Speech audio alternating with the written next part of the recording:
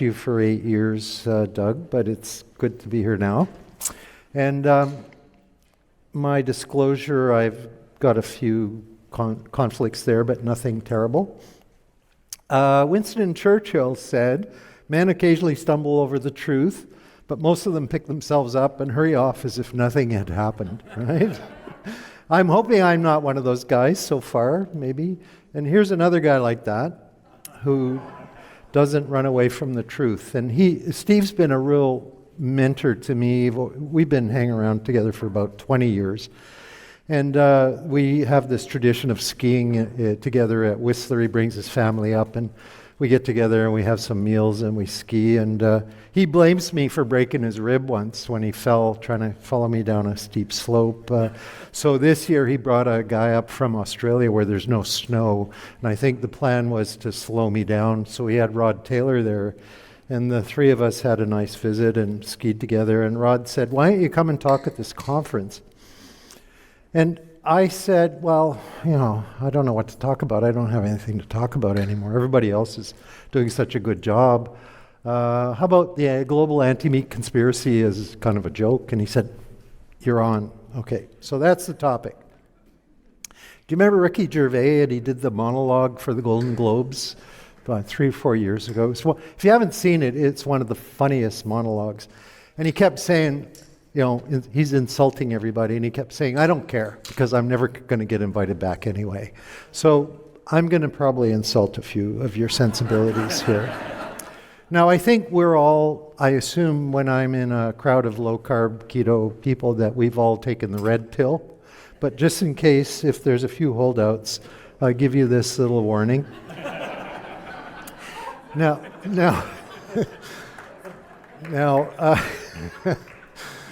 it pays to be an early adopter, right? So with that topic, suddenly I'm worried because what am I going to say? So I did what every enterprising college kid does these days. I asked GPT. Yeah, is there a global anti-meat conspiracy? Now you have to be careful about this. Not everybody's keen on all these AI new technologies. Nevertheless, I got an answer, and it was funny with ChatGPT. It took a while for this answer to come out.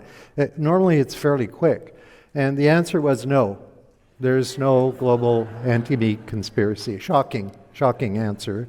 But then it elaborated a bit. It said, while there are certainly individuals and organizations that advocate reducing meat, and they all do it for their own different reasons and blah, blah, blah, blah, which is true. I think people have different reasons for avoiding meat. I can remember the day when I almost became a vegan. In case you don't recognize her, that's Pamela Anderson, famous vegan. Anyway, I texted that picture to my wife. It was at lunchtime at the office. And some of my patients said, "Oh, Pam Anderson's in the cafe around the corner." So I went over and she was very gracious and gave me a selfie, and I texted it to my wife and I got one back right away. "What are you doing at Hooters?" And, and I said, and then a minute later, "Is that Pamela?" And I said, "Yes." And she went, "Oh, okay," because she knew I had no chance, right? No chance. Shortly after that, she married a guy older than me. Anyway. So one of the things that has been troubling me lately is that I'm constantly running into patients who tell me they're cutting back on red meat. And I always ask them why. And I get various somewhat vague answers. And I came across this product of a survey, this was in 2019, where people talk about their major reason why they're cutting back on meat. And on the left there is health. So 70%, that's their main reason. 20%, that's one of the reasons. So that's 90% of the people think it's healthy to cut back on red meat. Second to that is environment. People think it's better for the environment if they don't eat red meat. And then these other ones. But those are the two main ones. And I find that really interesting. So let's spin the clock back. This is not from Butch Cassidy and the Sundance Kid. That is my grandfather and grandmother on their wedding day and my great uncle. I come from a background of Métis, which is one of the indigenous populations in Canada. These people are Métis. And they lived in the far north, where this is my grandmother's house, where she raised 9 kids. And everybody had diabetes. Both my grandparents developed diabetes. They died from the complications of diabetes. My grandfather had terrible Alzheimer's as he got older. And their kids, all their kids, my mother included, had type 2 diabetes. And this is in a tiny little community way up in the north where it gets extremely cold. This is my father, who's not indigenous. He's German stock, Pennsylvania Dutch, who moved to Canada during the Revolution because he didn't agree with the rebels. Their family were United Empire loyalists, loyal to the British Empire.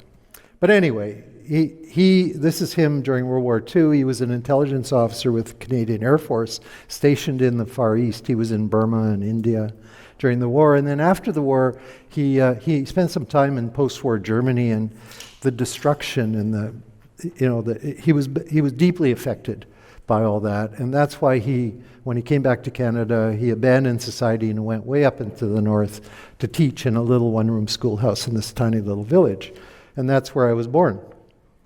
So that's me. And this photo is about 70 years old. And I, spent a lot of time in my grandma's house, the one you saw in the picture. And we weren't affluent. We lived a pretty, poor existence, actually. And my typical breakfast in those days was Kellogg's cornflakes with skim milk and lots of white sugar.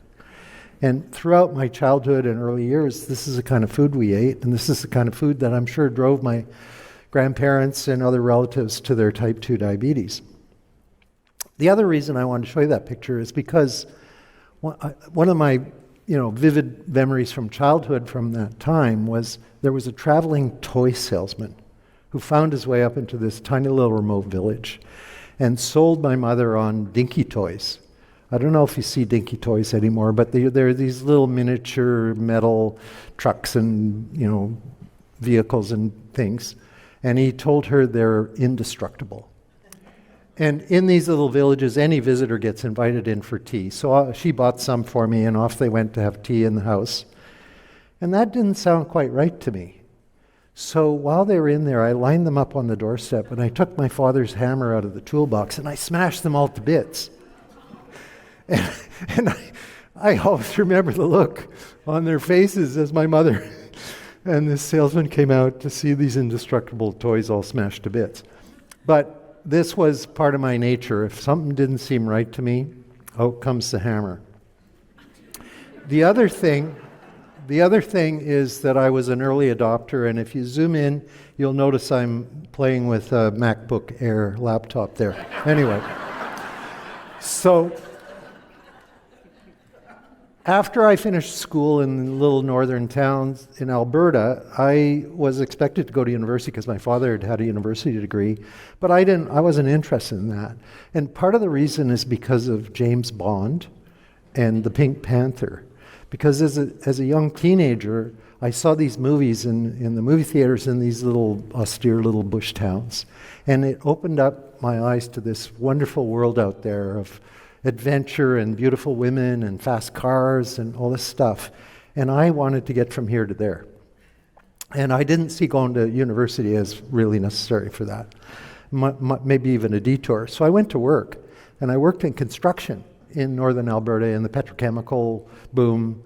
I was a surveyor. This is what surveyors do. They lay out things. I worked on big projects. This is an aerial view of the tar sands. I worked on things like that.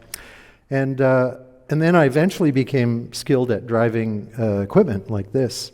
And I loved it. And I made lots of money, and I didn't go traveling to exotic places. I wasted it on fast cars, fast motorcycles, fast girlfriends. And eventually I reached the point where I didn't actually get fired, but I did make a career change. I'd been doing this for 10 years at this point. And I was a do-it-yourself kind of guy. I would have a toolbox in the trunk of my car. I would fix it on the side of the road. I like to be self-sufficient. And I came across this picture of this Russian doctor in the Antarctica who was taking out his own appendix. And I thought, that's the ultimate do-it-yourself guy there. So I think I'll become a doctor and round out my, do-it-yourself capabilities.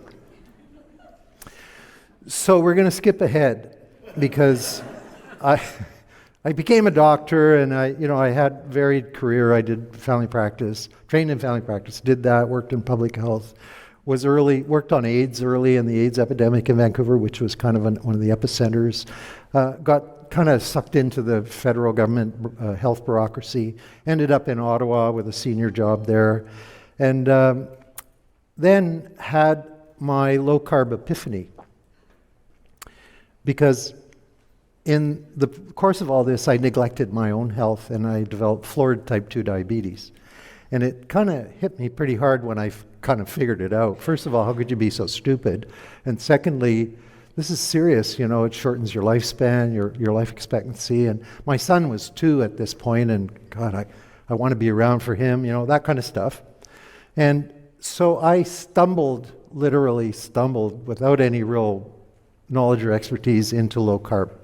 Because what I did, as soon as I realized I had diabetes, I stopped eating carbs.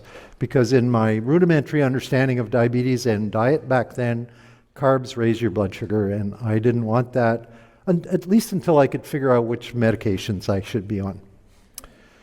And, well, you know the story, right? As soon as you cut carbs, everything gets better. And I made a really rapid recovery. I shed 1 pound a day for a month. Everything got better. I felt better.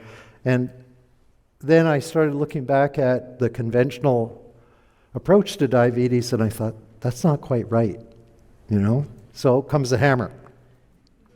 So I had a number of epiphanies. The first one was that my diabetes could be put into remission by eliminating carbohydrates. The second one was that nobody else has seemed to notice this. I had worked in diabetic clinics. I was actually the camp doctor at the provincial diabetic kids camp for 2 or 3 years. Nobody had ever suggested this. And then I had a bit of a bully pulpit because I was still working in the health department, and I would have opportunities to talk to large audiences, and I started talking about it. And the nutritionists and other providers didn't really want to hear about it. People pushed back. And then I wanted to start, I thought we need to research this. I was working in First Nations health, and in the indigenous population, diabetes is so rampant. I thought, we should apply this here, and I tried to get money out of the bureaucracy to do it, and there was all kinds of hurdles and roadblocks put in my way. People literally obstructing me from trying to pursue this. So your eyes start to open, you take the red pill, and there are big financial interests that benefit from the status quo in terms of diet and also medical management. There are also people that are ideologically driven that will oppose this, and the ones that come to mind are these crazy people that stole Atkins' autopsy report and told everybody he had coronary artery disease. The PETA, vegan, that crowd. And also, being at a senior level of Health Canada, this is where the food guide gets produced. So I started looking at the food guide differently. Came to the realization it's not a scientific document. Nobody ever does an RCT with the food guide diet against other diets. So these are, for someone who was deeply ensconced in the status quo, these were troubling epiphanies. And then finally, the science that is used to justify the nutritional approach and the medical approach cannot be trusted. Anyway, this was NHANES data from a few years ago now, where they looked at American adults, and 88% of them have metabolic problems. And it all comes back, as you've heard from other speakers, it all comes back to insulin resistance, basically. So only 12% of Americans at that point in time aren't manifesting some sign of insulin resistance. So getting back to my career path, after I'd been in the government for a while, I was able to convince them to give me some money, and I went off to a little First Nations community, and we convinced them that they should eat their traditional diet or something similar, which turns out to be a low-carb keto diet. And everybody got better, and the CBC, the Canadian broadcaster, made a beautiful documentary about it. You still can find it online. It's called My Big Fat Diet. And after I did that, I got the government to second me over to the university to do this study. I didn't want to go back to administrative work. I wanted to put this to work for the benefit of patients. So my thought was, I'll go back into a limited practice and I'll just do diet, metabolic health. But in our system, if you've been out of clinical practice for more than 3 years, you have to apply to the college to be allowed to resume. So I went to the college, and they said, oh, nobody who's been out of clinical practice as long as you have has ever been able to get back. So I didn't mention that to my wife. But I said, hold my beer. And I went to work. I did basically what was like a rotating internship for about 15 months to finally get myself back up to speed where they would allow me to go back into practice. So this is what I did. So when I started building a practice, I was recruiting new patients. And each time I interviewed a new patient, I would do a diet history. And I would ask them, apart from drug and alcohol abuse and so on, what do you think is the most important factor in your health? And people agree, it's my diet, right? And I always ask them, has a doctor ever asked you about your diet? Never. And I said, don't you find that odd? The most important thing for your health, and your doctor never asks you. So I found this intriguing, but I've, over the years, actually come to what I think is a rationale for this. It's because we're pragmatic. We don't want to waste our time on something that doesn't work. And the only thing we're taught is the food guide, move more, eat less. And if you try that, it doesn't work. So why waste time on it? And I think that's why we stay in our lane. We don't go into nutrition because we don't have the training, we don't have the understanding, we don't have tools that actually work. Until Ozempic, came along. Anyway.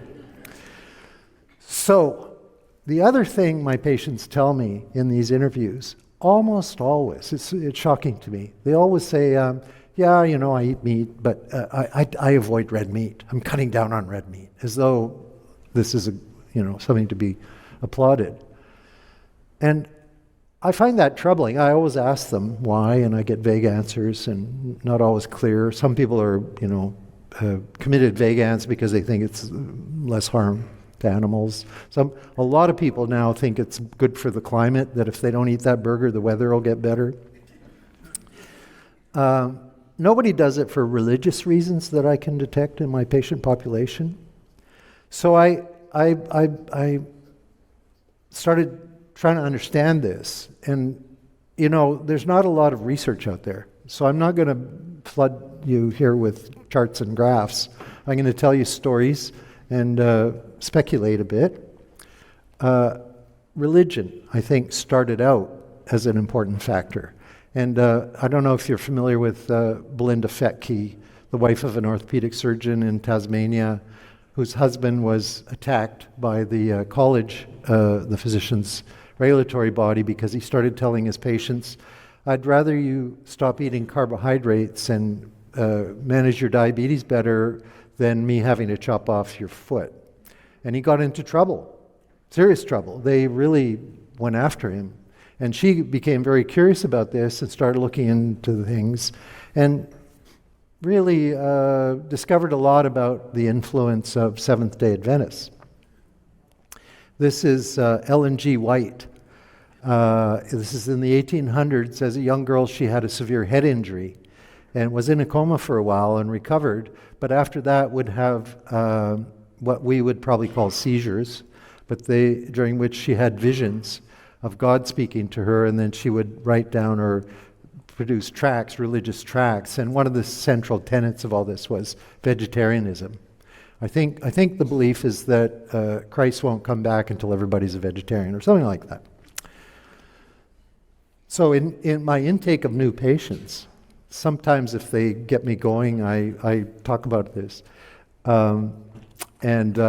We had a family. I take new patients even though my practice is full now. I think we have a responsibility for our immediate neighborhood. So if a new family moves in, I'll take them. And a family moved in and I interviewed them and they were vegetarians.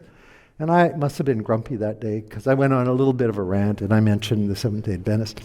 And then my wife gets a text. They joined the local mom's WhatsApp or whatever, social media group, and they talk about how they met this crazy doctor who, has these conspiracy theories about Seventh-day Adventists. And so my wife was invited to join the group, and they gave her an effusive welcome, and, our lovely doctor's wife, and blah, blah, blah, blah. Silence. And I don't think they've come back to see me. But anyway, the Seventh-day Adventists became big proponents of vegetarianism. This is it's called the Sanitarium. It's in Battle Creek, Michigan. It was the subject of a movie called The Road to Wellville, and it was about how they would bring people in from all over and give them all kinds of therapies, including inducting them into a vegetarian diet. So it was a big central part of the Seventh-day Adventist religion. Now, the interesting thing about Seventh-day Adventists is they kind of fly under the radar. They're second only to the Catholic Church in terms of the number of institutions they have around the world. And their primary purpose, it seems, is to influence nutrition policy everywhere they go. They actually published a paper, and by the way, Loma Linda is one of their central institutions, the university in California here, that publishes reams of research on the benefits of vegetarian diet. And they actually published a paper about 5 years ago on basically bragging about how much influence they've had on nutrition policy around the world. The Church's success in its efforts to promote vegetarianism is attested by the popular Blue Zone books, which I think are fraudulent, and worldwide interest in plant-based nutrition, not only for its substantial longevity benefits, they outlive their peers by 7 to 10 years, but also to reduce greenhouse gas emissions. So they've moved from religion to health and now to environment. Interesting, right? Here's the paper, and here's what they say. The emphasis on health ministry within the SDA movement led to the development of sanitariums in mid-19th century America, like the one I showed you there. These facilities, the most notable being Battle Creek, initiated the development of vegetarian foods such as breakfast cereals and analog meats. Now, John Henry Kellogg lived in Helen G.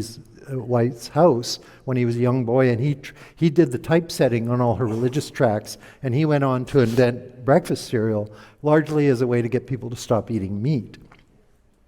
The ADA Church still operates a handful of food production facilities around the world. In fact, in Australia, one of the largest cereal companies, maybe the largest, is called Sanitarium and is owned by the church. And they fill doctors' offices with all kinds of brochures and pamphlets, and they're very much involved with generating the consensus there on vegetarianism. The first Battle Creek dietitian was co-founder of the American Dietetics Association. So their influence also permeated into the organizations of dietitians and nutritionists, not just in the US, but all over the place. And their influence is still felt there. The SDA Church established hundreds of hospitals, colleges, secondary schools, tens of thousands of churches around the world, all promoting vegetarian diet. As part of the health message, diet continues to be an important aspect of the church and evangelistic efforts. So there, if you didn't know that before, now you do. Now, interesting, the research they generate is observational data, and they generate reams of it, a lot of it out of Loma Linda. In Switzerland, this was, a few years ago now, about 6 years ago, they had a commission that looked at nutrition and diet, and they looked at vegan diets. And they did something interesting. They lined up studies coming out of Loma Linda and studies from other sources on the same topic, the benefits of vegetarianism. And here's what they found. This is cerebrovascular disease. The top ones are the Adventist studies, and the big triangle there is an indication of, kind of the summary of these, that there's a significant benefit to vegetarian diet. And then the non-SDA studies actually fall on the other side of the line. So maybe there's a bias in your religious beliefs, which is something that annoys the heck out of me, because when you look at disclosures on papers, scientific papers, everybody has to list their potential sources of bias, and it's all financial. Where do you get grants? What corporations have you worked for? And on and on. Nowhere do you have to say, I'm a committed vegan and I think it's sinful to eat meat, which would seem to me to be a pretty big potential bias, right? But we don't do that. And then they looked at ischemic heart disease, and they found similar division in relative risk of 0.6 and 0.84, even though it falls on the same side of the line, a fairly big disparity in the findings. The other interesting thing, when you start to go in and look at the big Adventist health study, which is the one, it's kind of a big ongoing cohort study, observational data, that in 6 years of follow-up, a cohort of over 8,000 men who drank more than 5 glasses of water per day cut their risk of fatal MI by more than a half. So why in the world are we spending all this money on statins when we could just tell people to drink an extra, 3 or 4 glasses of water a day, and with huge benefits on MI?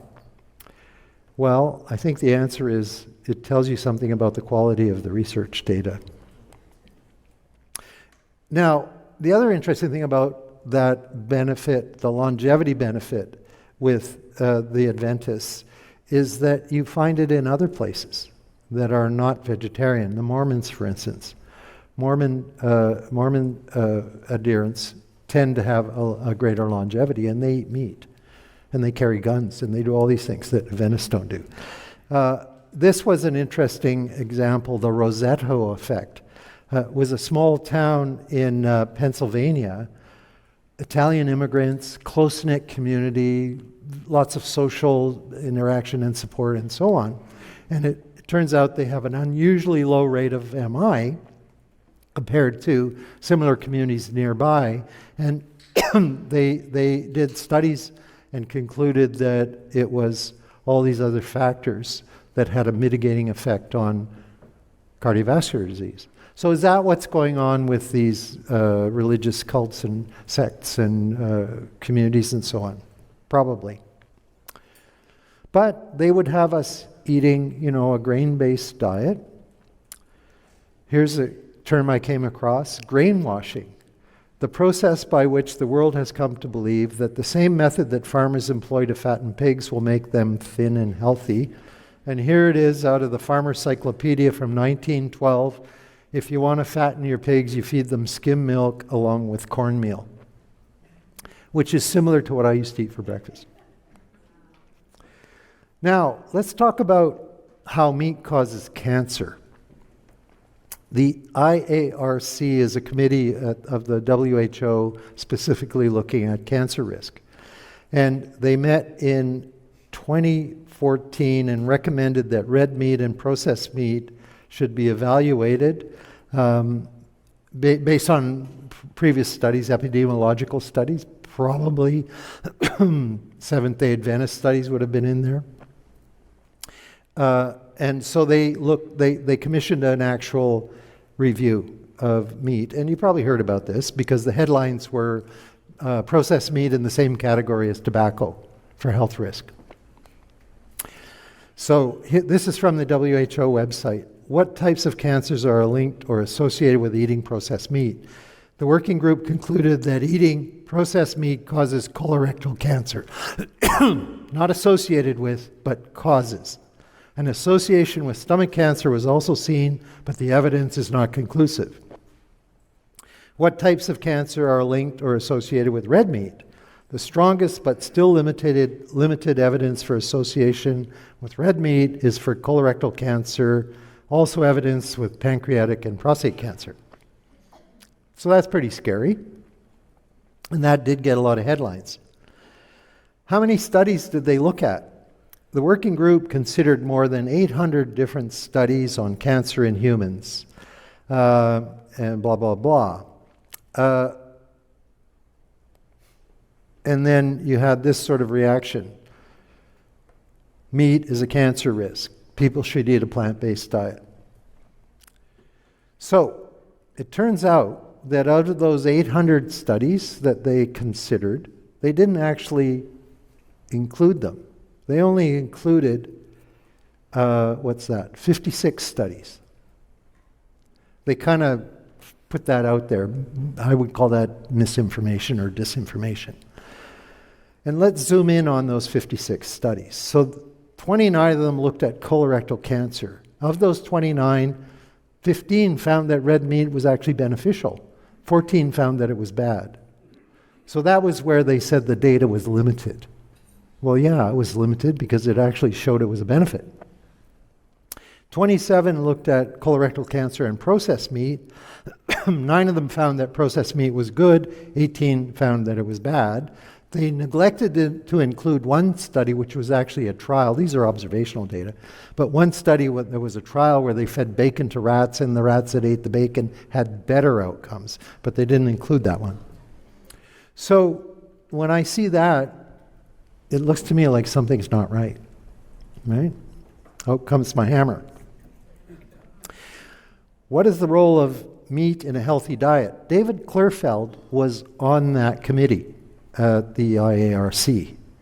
I read a big interview with him after he had participated in that, and he said the deck was loaded. He said most of the people that came in were vegetarians, and that they already had their result, and they just had to find the papers to back it up. And he actually described it as the worst experience of his professional life. He leads the nutritional research division of the U.S. Agricultural Department, and he's a well-published mainstream nutritional researcher. So he kind of blew the whistle on them. So red meat is a very nutritious food. In fact, it's probably one of the foods where you can live pretty much exclusively on red meat and nothing else, as you've seen in earlier talks. And here's a comparison of, what do people think it is and what is it exactly, and it's full of all these wonderful nutrients and micronutrients.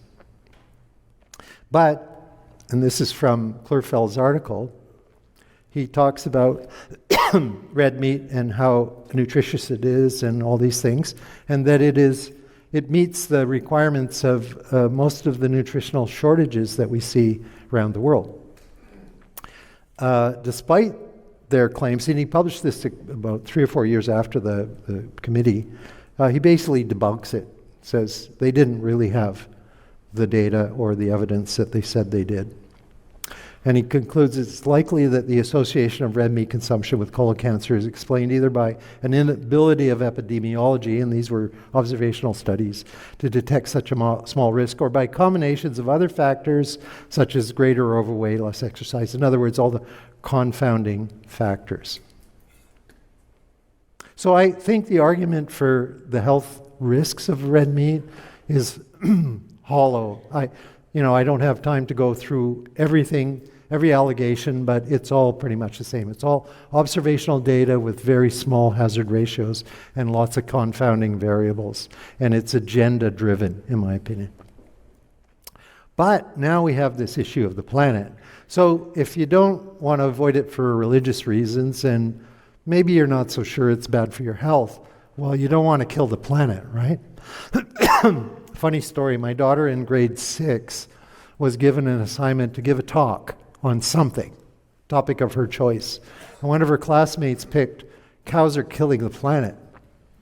What do you think my daughter talked? But and who do you think helped her? But anyway.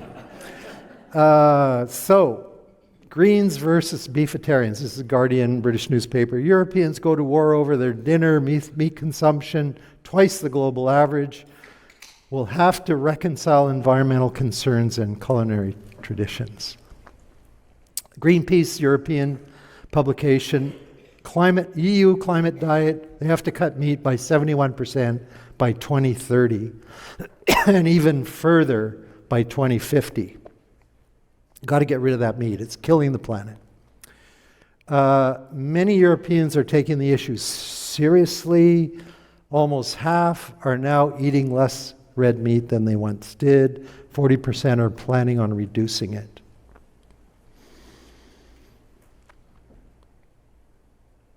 Bill Gates, that brilliant nutritionist and vaccinologist and virologist. Anyway, Bill Gates says rich nations need to move to 100% synthetic beef, and I'm pretty sure he doesn't invest in any of those companies. The assault, oh, thank you, you noticed. The assault on the beef industry continues with fake meat proponents seeking to eliminate meat, dairy, and eggs from America's dinner table. So I'm really pleased to take nutritional advice from this guy.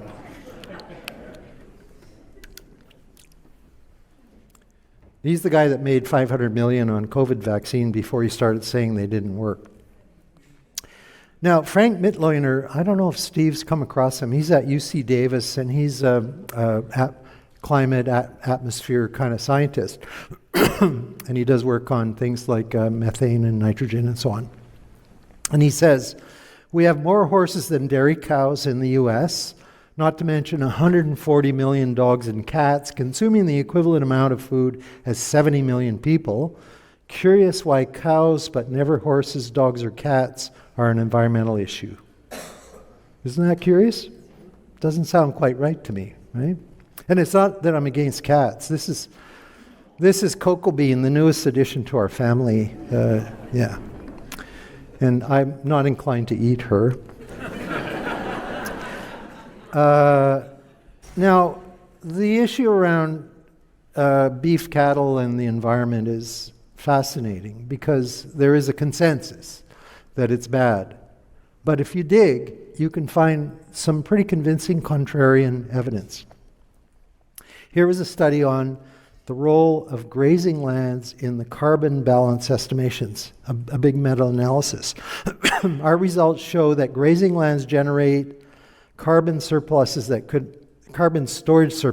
could not only offset rural emissions, but also partially or totally offset emissions from other sectors. In other words, the amount of carbon that gets sequestered in grazing lands is way more than gets generated from grazing lands. And it's probably because of this. On one side, you see a typical crop, monoculture crop with very shallow root systems. And on the other, you see natural grasslands with very deep, complex root systems which sequester a lot of carbon. If you look at U.S. greenhouse gas emissions, and this is official data, might overstate the case, but anyway, what you see on the left there is the energy sector generating huge amounts of greenhouse gas. Then you have industrial processes and product use, the orange bar, waste, and agriculture in blue. Now that's total agriculture. It's all the monocrop and the diesel machinery and all this stuff, of which cattle is a small part, or a fraction, and beef a smaller fraction. And then on the far right, that is it sequesters more. It's a negative greenhouse gas emitter. It's land use change, and forestry. So in other words, if you look, and this was done 1990 to 2021, U.S. Department of U.S. EPA, that there's actually improvements in sequestering carbon going on in that sector. And land use change includes things like grazing.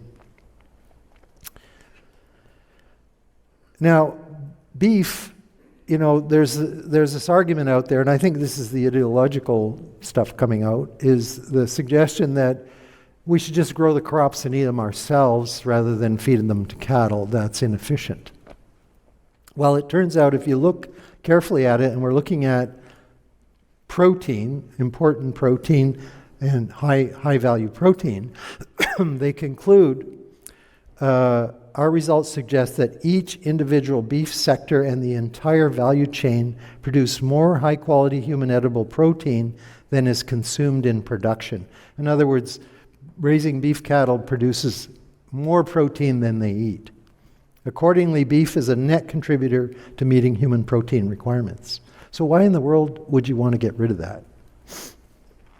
I don't know who Kathleen Norris is, but she said, it's one of the miracles of nature that this empty-looking land can be of such great use, that cattle can convert its grasses into meat and milk. And the climate alarmists would have us believe that this is harmful to the planet and that we should stop eating that and we should start doing this. Doesn't look quite right to me. Okay? Out comes my hammer. So let me wrap up here. Are we meant to eat meat? I think there's an argument here, if you look historically, physiologically, anatomically, that you can construct a pretty convincing argument. An article here, the evolution of the human trophic level during the Pleistocene. Low gastric pH is characteristic of meat-eating animals. We have one of the lowest. Fat cell structure. Predators have high numbers of small cells. We have high numbers of small cells. Stable isotopes. Examination of ancient bones finds that people and our predecessors ate a meat diet with high fat.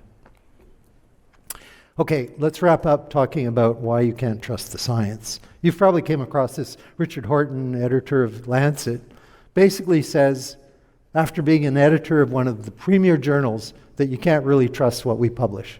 And he's not the only one. Two other editors that I'm aware of premier journals have come out with a similar statement that the whole system is flawed and that it's driven by agenda, it's driven by vested interests, and so on. John Ioannidis is an interesting guy, very well published Stanford researcher who does work that's kind of critical of how other science is done. And he talks here about the challenge of reforming nutritional epidemiological research. And this is so important because so much of nutrition policy is based on epidemiological research, and it's very flawed. He says some nutrition scientists and much of the public often consider epidemiological associations of nutrition factors to represent causal effects and can inform public policy and guidelines. However, the emerging picture of epidemiology is difficult to reconcile with good scientific principles. The field needs radical reform. Now, when he published that, before it, well, let me go on here. There was another study, a series of studies actually, that was queued up to be published, showing that the science supporting red meat prohibitions, like the recommendations against red meat, was deeply flawed. This is their abstract. I'm going to speed up because the clock is telling me the electric shocks are starting soon. They published good data or good analysis saying that we don't have evidence to support these ideas that red meat's bad. And before it actually got published, there was a big campaign aimed at the publisher to not publish the study. Backlash. There was actually an article published on this in JAMA. And they talked about how it's almost unheard of for medical journals to get blowback before the study actually comes out. And it was all coordinated by the epidemiology guys, the guys that David Katz is a big vegetarian proponent, runs the True Health Initiative, which labels foods based on their health value, and he gives eggs a low grade and sugar pops a high grade, that kind of stuff. And Walter Willett and Frank Hu are in league with him at Harvard. These are the guys publishing the big epidemiological papers. And they fought tooth and nail to prevent this study from even seeing the light of day.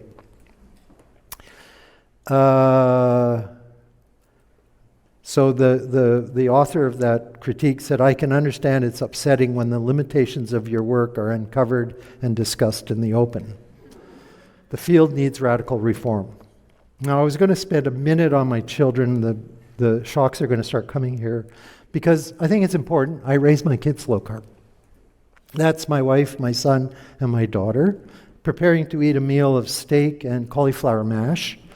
typical in our house. You can see how malnourished my son is at the age of 15.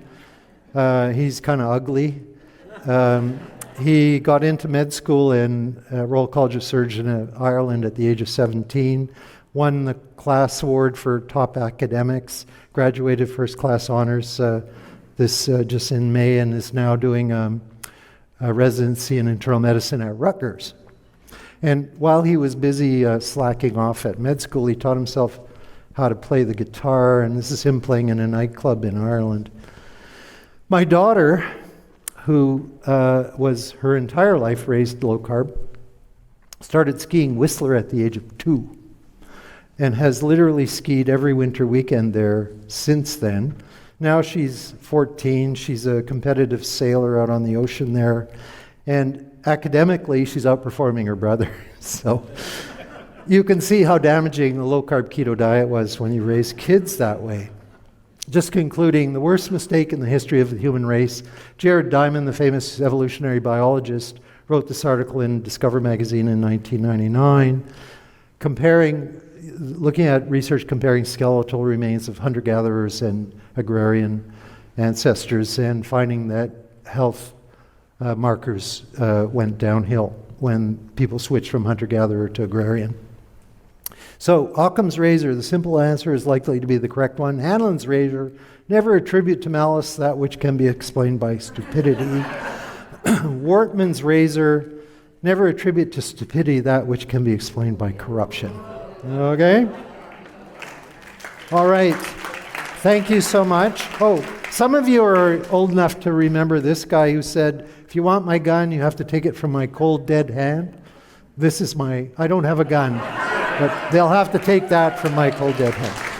Thank you, that was great. So I'm a little concerned about what just happened in the Netherlands. Yes. Not so long ago, and I would like you to just speak on that a little bit and what you think might be the trajectory.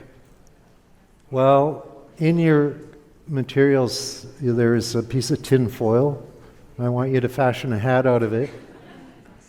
I, for the life of me, have a hard time understanding what's going on there. If you don't know, the government of the Netherlands has ordered a significant number of farmers to sell their farms to the government.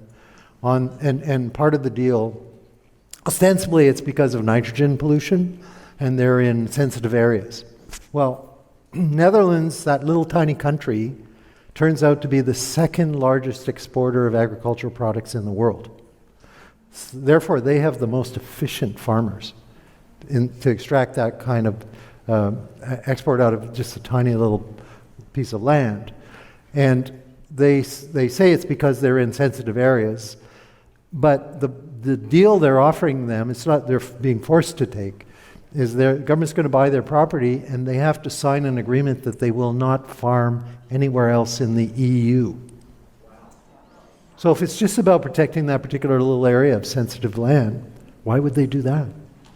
And a country that is the most efficient and, amazing products, agricultural products, mostly meat and dairy and things like that, what's going on? I think it's part of this large anti-red meat conspiracy, frankly. In Canada, our lovely Prime Minister, Justin Trudeau,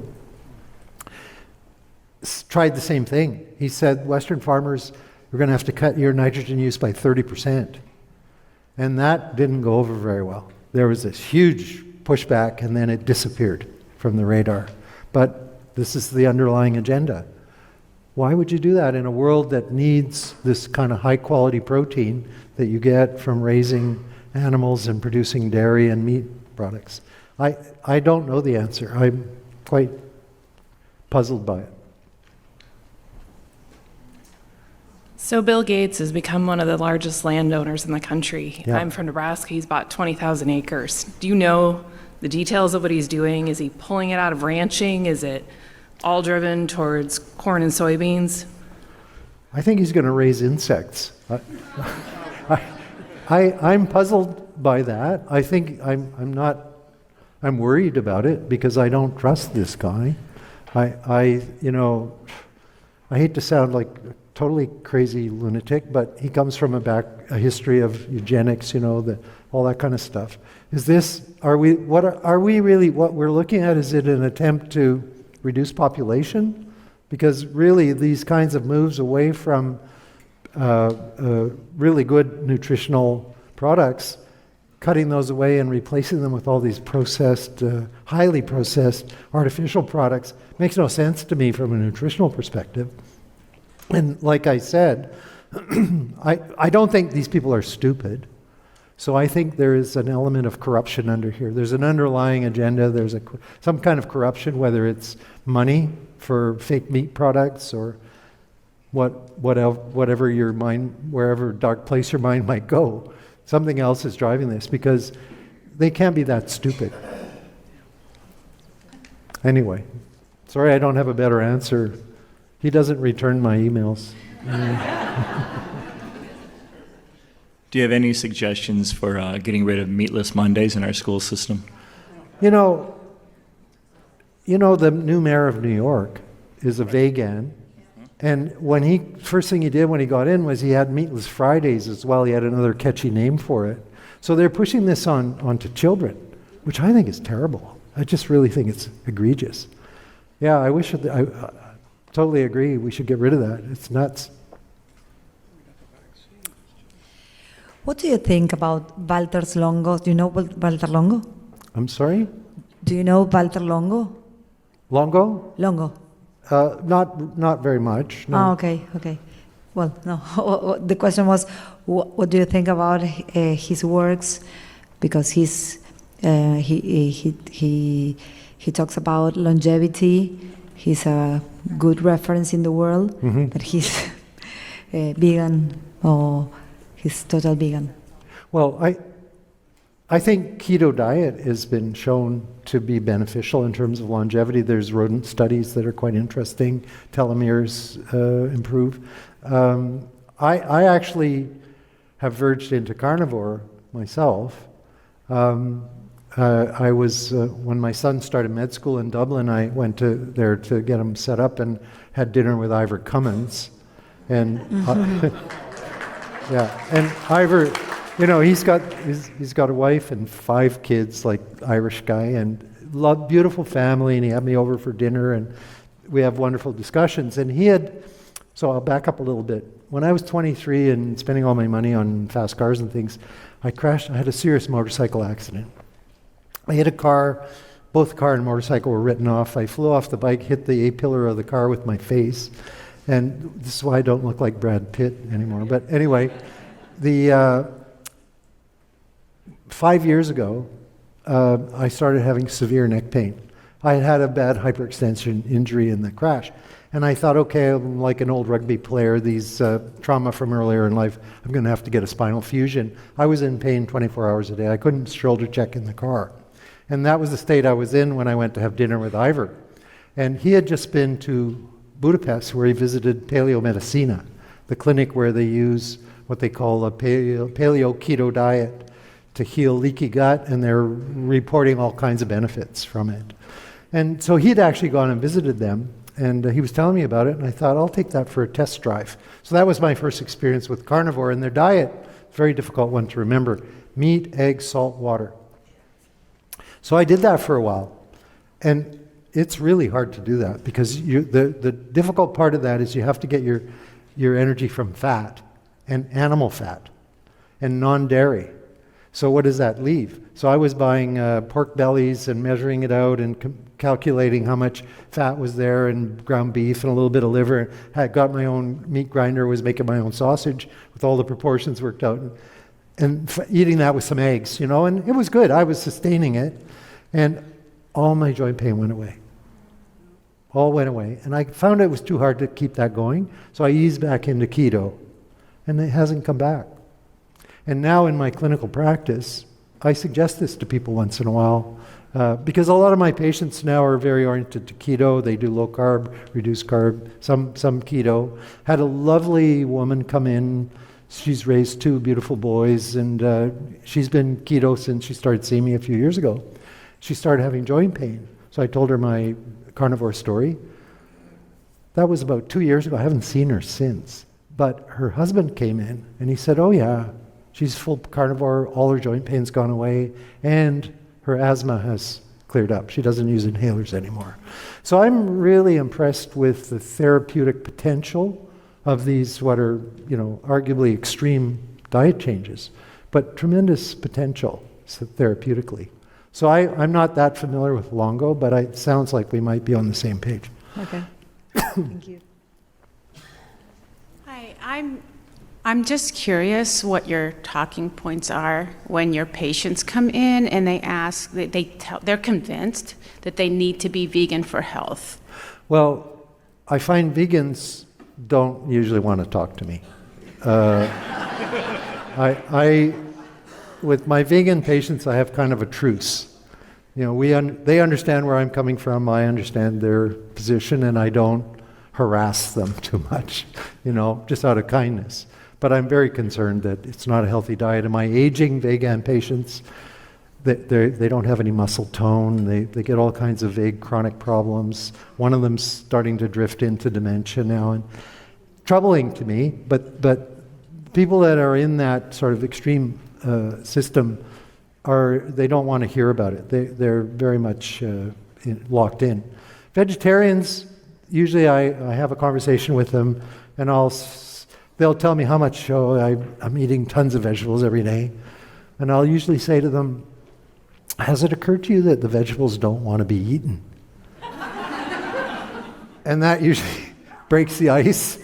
And we talk about anti-nutrients, we talk about, the fact that there's no really good science behind all those recommendations. This big health halo around fruit, there's no science behind that. And what there is all observational and flawed. And this is the kind of discussion I have, but I have brief interventions. I'm not a counselor, I don't have long interactions with my patients. And I get pretty good response. I don't think they all abandon carbs, but I've had quite a few success stories, and a lot of them are very much more mindful about their diet and tend to move in the right direction, in my opinion. But it's, I'm often asked when I get into this with my patients, why don't you write a book? Well, why would I write a book when everything I want you to do I can write on one page?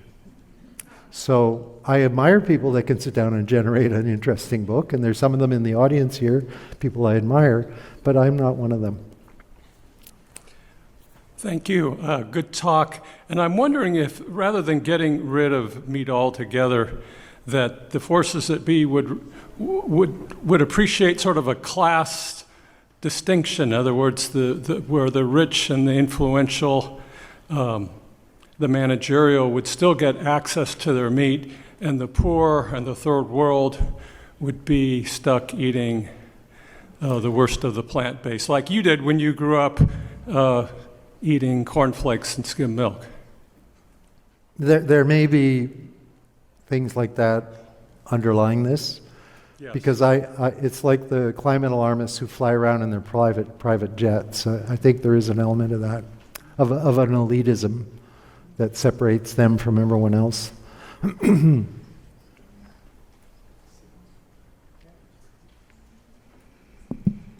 Thanks for your great talk. I wanted to ask if you have any references for bioavailability data when people eat meat, showing vitamin levels and such going up compared to plant sources of protein. I don't have that off the top of my head, but I know there is literature in that area, and it generally shows that what you can, all these things that are in plants, supposedly micronutrients and other beneficial things, that you absorb them much, much better from animal foods than you do from an equivalent plant food. But they don't tell you that when they line them up on a chart and promote a plant-based diet. That's not part of this disclosure.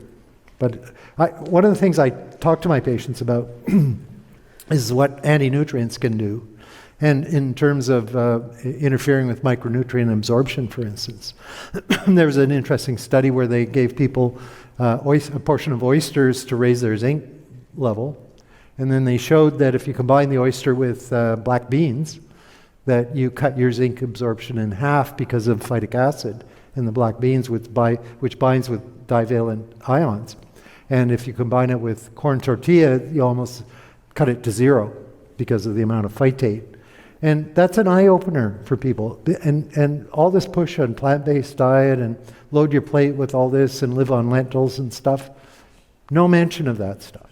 And I think what I see, what I suspect, with people that are eating, vegetarian or vegan diets, that they over time develop micronutrient deficiencies that manifest in all kinds of vague ways. It's hard to connect it back directly. And this is what I tell my patients. Okay, thanks. Dr. Wortman, I think you said everything you want your patients to do, you can write on one page. What do you write on the one page? Avoid carbs, avoid vegetable oils, that's part of the story, and fill your boots with fatty meats and fatty dairy products.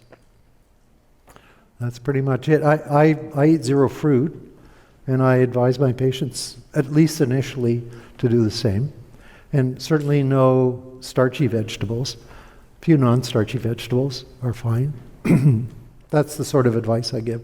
Sometimes I'll write down things to eat and things not to eat on one page, just to give them examples. But, nowadays there's so much information out there on the web. So many people have good blogs. And Mike Eads over there has a wonderful thing he publishes every week or something? The Arrow. I don't know how you find the time, Mike. I thought you liked to play golf. There's so many good sources out there now that I tend not to start to give too much detail. I tell them, go find it. So that's why I haven't written a book. So I've seen during my lifetime the vegan craze come about, and my understanding is that there's fertility issues involved in plant-based diets. Is this going to be a one generational thing or a couple of generational things, or are they just going to bend and allow the meat products in order for fertility, or will it be in vitro? Hard to say. I think there are effects like that. And the worst thing is when they do have babies and they feed them a vegan diet from childbirth, which I think is criminal. In some places it is becoming a criminal offense. Not in our enlightened society here, but I think might be Germany, somewhere over there. But yes, people that are vegan are malnourished. I think that's a fact. I don't think you can dispute it. They'll argue against it, and they'll argue that you can have a healthy diet as a vegan. And interestingly, the health authorities, like the Dietitians Association, the food guides, and so on, will endorse that you can have a healthy diet eating that way if you do this, this, and this, and supplement, and so on. They won't say that about a low-carb diet. That eliminating a macronutrient, oh no, you can't do that. Well, yeah, you can if you're a vegan. So there's a double standard there. But I do think vegan diet is malnourishment. Thank you. Have you had any issues with older patients, especially really elderly, with protein absorption, B12 absorption, maybe lower stomach acid kind of issues? And if so, what would be your recommendations on that? Well, I think it's never too late to move your diet in that direction, low carb, keto, maybe carnivore. But I do find that with elderly patients, given the amount of lifespan they have left and the potential benefit over a short period of time that might be, that I don't push too hard. I do have the odd elderly patient who's embraced this and has done well, but my expectations of them are less. Everybody's on a proton pump inhibitor these days, and I think that's got to be a factor in how well they digest and absorb protein. But I haven't actually tackled it head on with elderly patients. Yeah. More fat, like mountain instead of steak, does that seem to help with more fat also? Yeah, I encourage, well, yes, certainly I tell my patients, get the fatty cuts of meat, eat as much animal fat as you can, dairy fats, I think, if you drink milk, full fat yogurt, that sort of thing, get the fatty cheeses, yeah, big time fat. Mm-hmm. How long did it take you to feel the effects on your pain from switching to more carnivore? It was actually fairly quick, I would say within a week or two. And that neck pain vanished. I was struggling for a long time. And then when I eased back into keto, it didn't really come back. Every once in a while, I start to get a little bit of it, and then I'll go carnivore just for a little period of time, and it goes away. You can dose yourself. You can intermittently dose yourself with carnivore, is what I find. Thank you. Thank you. Great talk, as expected. I have two friends in Canada who went through major stuff with the medical board speaking out. You seem to be a little bit more vocal than them. Did they give you any trouble? Did you ever have complaints or have to deal with those kind of things? No one's ever filed a complaint with the college about me on this topic. I had a very mentally disturbed woman file one, but it wasn't about diet, and I wasn't convicted. But I sometimes worry a little bit. One example is statins. My patients are all educated about statins, and then we refer them to the cardiologists, and I get consult notes back, and it says patient needs to be on a statin, but patient is reluctant to try a statin. So they know what I'm up to, right? And they're a lovely group of cardiologists in our community, and one day one of them was at our clinic to give us a little lunchtime talk, and in the chit-chat he said, yeah, they know what I'm up to, and they thought that it would be a good idea to challenge me to a debate at grand rounds in our hospital. And they thought that was a brilliant idea until one of them had to step up, and none of them would. None of them would step up to debate me. So I think they're a little bit, have mixed feelings about it, but none of them have reported me to the college. I get a follow-up question since no one's behind me. My personal best for being deplatformed from YouTube is 1 minute with Dr. Peter McCullough. Do you think you and I could break that record? Oh, no, he's an all-time record holder, that guy. Yeah, I like him, by the way. Me too. Me too, a lot. Yeah. Would you do a case study? No, because I'm struggling recommending low-carb diet to my typical patient: diabetes, hemoglobin A1C 11, chronic kidney disease, stage 3B, some peripheral neuropathy. And so I'm concerned if I recommend, low-carb, carnivore kind of diet, and then patient is about, I always think that they are standing at the edge of having a heart attack. So when they change the diet and they happen to have a heart attack, I'm responsible for it. Yeah, no, I understand, and you do have patients that are in big trouble and they're precarious. They could fall off the edge anytime. I sometimes have that conversation with patients. This is what I would recommend, but if you walk out the door and drop dead on the sidewalk, I'll get blamed if you do it. And this is often around statins. If I de-prescribe statins, I'll tell them that. So, it's a tough one. So far, I haven't had a problem there. I've encouraged people like your patient to do it, and with somebody like that amount of kidney disease, you don't want to ramp up the protein too much, but they can ramp up their fat. And there is some evidence actually that low-carb keto is beneficial for a kidney that's failing. So I'm cautious about people like that, but I don't completely hold back.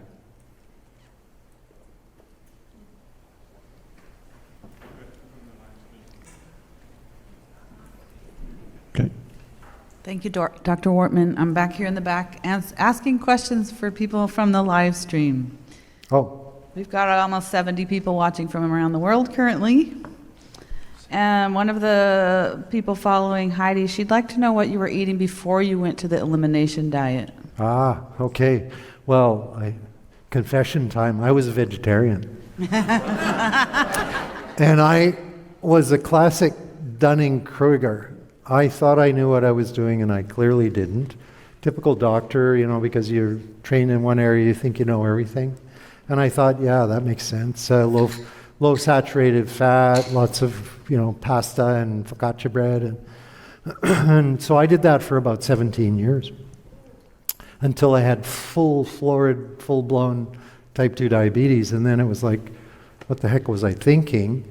And then I actually started to educate myself about nutrition. So yeah, I was eating a high-carb vegetarian diet. Yeah. And how long have you been eating low carb now? 21 years. And I showed you my kids. Skiing was our family thing. We live an hour from Whistler, which is awesome skiing.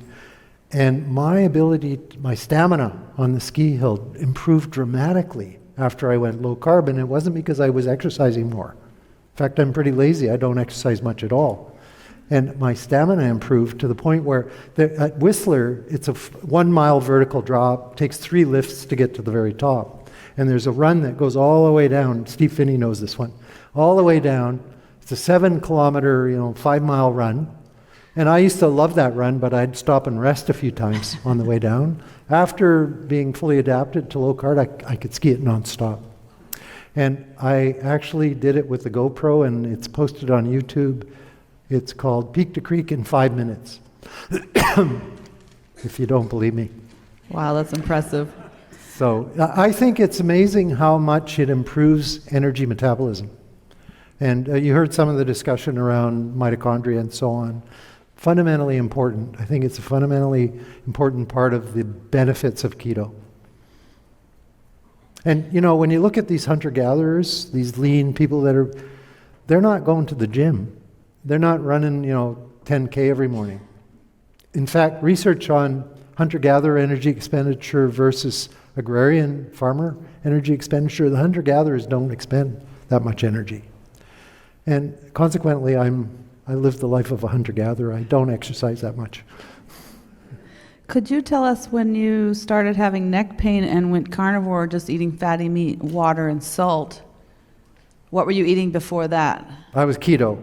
So were you eating meat and vegetables? I was eating vegetables, dairy, yeah. And the concept there with that paleo-keto diet is that it's the anti-nutrients in plants that provoke leaky gut. And there is some evidence from different places on that. And that leaky gut leads to a range of problems, inflammatory, autoimmune, even mental health. And that if you cure the leaky gut, then you're on your road to fixing these other problems.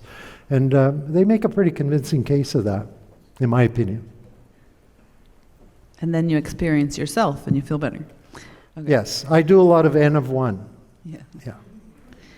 Second question, and I'll read it verbatim. What is the argument against TMAO as the proposed cause of meat risk? Is there another proposed mechanism?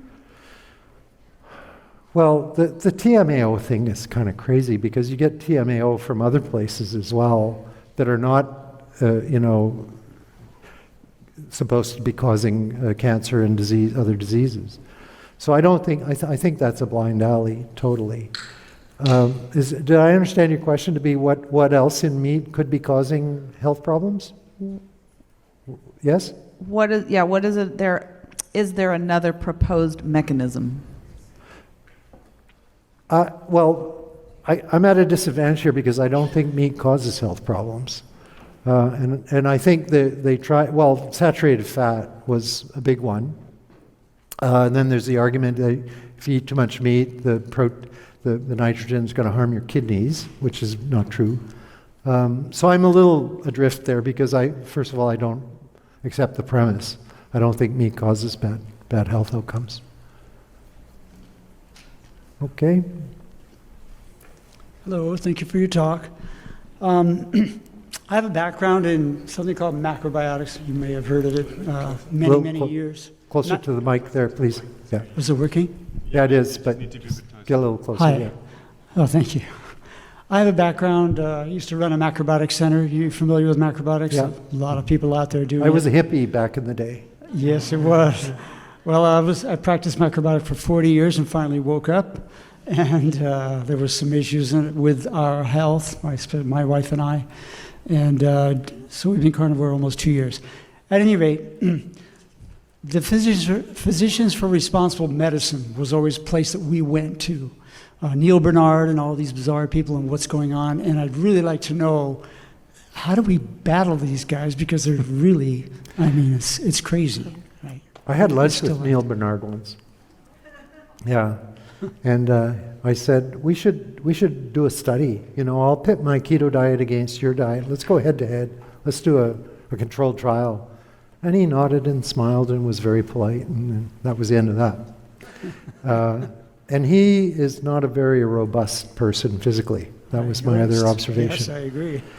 How do we battle that? Well, personally, I think the segment of the population that is vegan or really strict vegetarian is actually quite small, and the recidivism rate is very high. Vegans only stick to it for about 3 years on average. There are the examples of ones that do it for a longer period of time, and I think that's because they're influencers or, you know, spokespeople or whatever.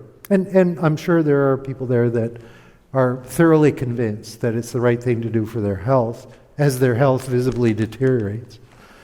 So, given how small a fraction of the population they are, they get way more airtime and way more influence. Like, look at this mayor of New York, a whole very populated city.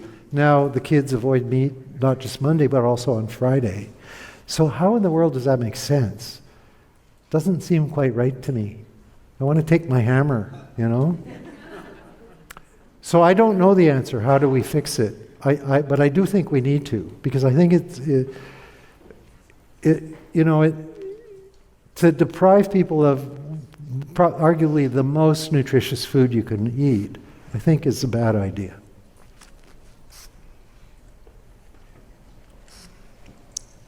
Just on N equals 1, I've been ketovore for over a year. I have compromised kidney functioning, and when I started ketovore, my EGFR was 32. Last test, it was 63. Yeah. Now, my question is, have you seen a book called The Great Plant-Based Con? Yes, I've seen Okay, it. yeah. Much of your talk seemed reminiscent of that book. I didn't plagiarize it because I have to I didn't confess think I so, didn't yeah. read it, but I know about it. Yeah. Another question from the live stream. When eliminating dairy, especially in postmenopausal women with osteoporosis, what are your thoughts on sources of calcium? Interesting question, because I don't think osteoporosis is simply a matter of calcium metabolism. Your bones are in constant flux, osteoclasts and osteoblasts, and if they're in harmony, you don't lose bone mass. But if the clasts outperform the blasts, you do. So you need to figure out why that's going on. And I think there are multiple underlying issues. Vitamin D status is certainly important. Vitamin K2 is important. Inflammatory conditions, because there is like most chronic illnesses, there is an element of an underpinning of inflammatory activity. So what I counsel my patients is make sure you have good vitamin D status, preferably from the sun, like me, like I do, this time of year. But if not, supplement and make sure you're taking K2. I tell them if we were all living in the south of France, we wouldn't be having this discussion. We'd be getting all our K2 from wonderful grass-fed dairy, and we'll be getting Mediterranean sun. But do that, and if you do that, you will improve your ability to absorb calcium from your diet. So you don't need to go taking calcium supplements or pursuing any particularly high calcium foods. You'll get enough calcium from a regular diet. Great, thank you. Another one regarding your meat recommendations. Do you include fish in those? I like fish. I go fishing up north near Alaska every year, except this year because my fishing buddies at Rutgers. I like fish. I think fish is a very healthy food. I had a patient in my practice. We're on the water in West Vancouver, and he's a wealthy guy in a big house right on the waterfront, and he was a fish fanatic. He was eating tuna and salmon all week long, and he started getting all these vague problems, and we tested his lead levels, and he had too much lead. Sorry, mercury. Sorry, mercury. Yeah, we test his mercury levels. And there is a downside to eating too much predator fish, clearly. And I don't think a diet just of fish is sufficient. I'm, as you probably noticed, somewhat biased towards red meat. So I think a diet with red meat and fish as well, I think that's a perfectly healthy diet. Would it be as often as 1 to 2 times a week or less? Sure, one or two times a week would be fine. Yeah. Thank you very much. I don't see any other questions. Thank you. Yeah. Can you, thank you for your presentation. Can you give us an update on the Ulican industry? Ulican. So this goes back to the documentary I told you about that we did. One of the fascinating things I learned, because I was working in First Nations Health when all this started, and I started looking at the traditional diet on the west coast of Canada, and I was fascinated to learn that probably the singular most important staple food in that diet was not salmon, it was Ulican grease. Ulican are a little smelt-like fish that they call rescue fish. It's the first one that comes up the river after the ice breaks. And they come in huge, huge quantities. It's like one of these force of nature events. And for hundreds, if not longer, hundreds of years or more, the coastal First Nations would move the villages all down to the Ulican River and set up family camps, and they would harvest the Ulican fish and process it with this gentle, simmering, round-the-clock kind of a process they do to extract the oil from this fish. And it's a very oily fish. I think it's about 40% oil, the body weight. Steve Finney and I collected the fish and collected some of the samples of the Ulican grease and had it analyzed in a lab in Minnesota and published a paper on it because we were fascinated with the question here being, why did they go to all that trouble to extract the oil from that one little fish when they were surrounded by sources of fat? There's lots of other fatty fish. Salmon are quite fatty in that area. Land mammals, sea mammals, lots of sources of fat.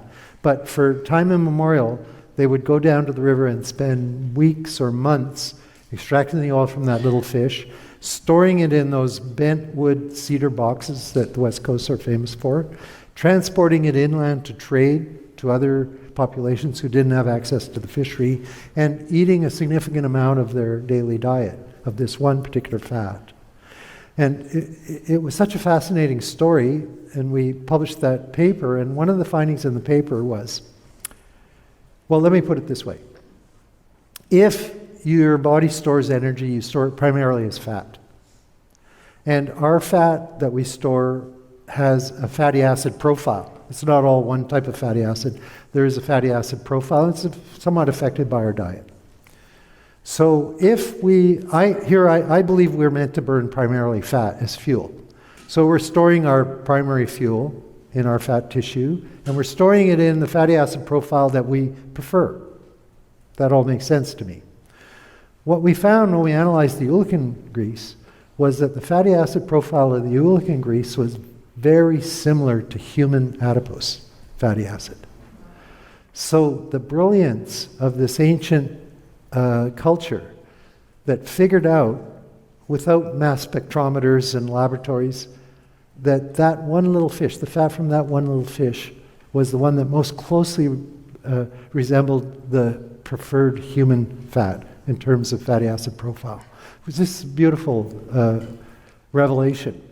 And it's still being done. In the past, Ulican runs were found in every river from the Aleutian Islands all the way down to California. But now, because of habitat destruction and other things, it's dwindling, but we still have it in northern British Columbia, and it's an annual event. And Ulican grease, I'm in the urban setting, I know First Nations there, there's kind of an underground economy, like, psst, do you know where I can get some grease, like... People highly value it still.